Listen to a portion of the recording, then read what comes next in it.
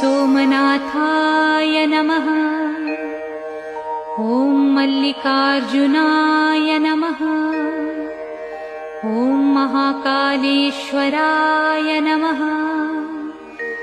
ॐ ओंकारेश्वराय नमः। ॐ वैद्यनाथाय नमः। ॐ भीमशंकराय नमः। ॐ रामेश्वराय नमः। ॐ नागेश्वराय नमः। ॐ विश्वेश्वराय नमः। ॐ त्र्यंबकेश्वराय नमः। ॐ केदारेश्वराय नमः। ॐ भुस्मेश्वराय नमः। ॐ